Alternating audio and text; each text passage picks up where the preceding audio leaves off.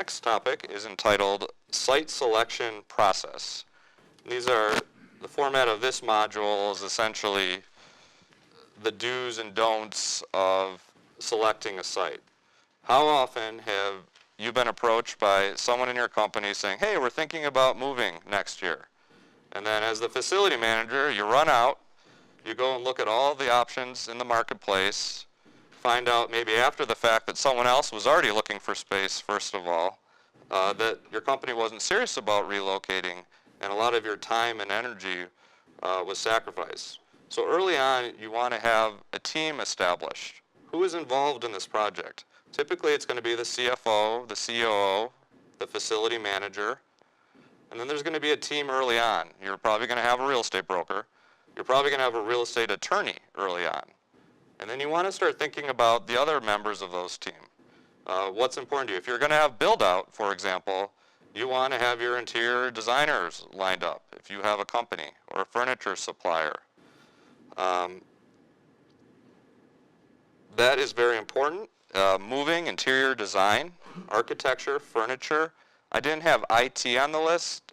Information technology should have been on this list as probably an early on requirement because many facilities can be eliminated from your site selection process just based on if the building has fiber, for example.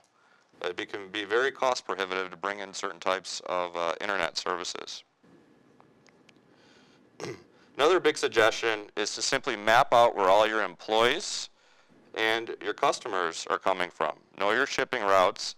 It's amazing how helpful it can be when you're doing a site search to graphically see where everyone is situated. Milwaukee is a small community. Being in Germantown versus Wauwatosa may not be so bad at the end of the day, even though it seems like so far away. But once you see where everyone's coming from, it may very well be that it's the other side of town. Certainly you want to site search for alternatives. Don't just settle on one property, tour many properties. Typically a renewal will be part of the situation where you may be going up against renewing in your existing location versus going out and looking at alternative locations. A lot of tenants will start off trying to do the renewal and then realize after the fact, hey, maybe we should go look at some alternatives. It's actually very helpful to go look at the alternatives first to know what's out on the marketplace so you know what your options are and what the pricing is. So then you can go back to your landlord with some leverage. Here's what rates are. They'll know you're looking and they can be more competitive. And you'll have a much more organized site selection process. I would suggest a minimum of 12 months in advance if you're considering relocating with a buy or lease. Now this number will fluctuate, of course, depending on if it's new construction.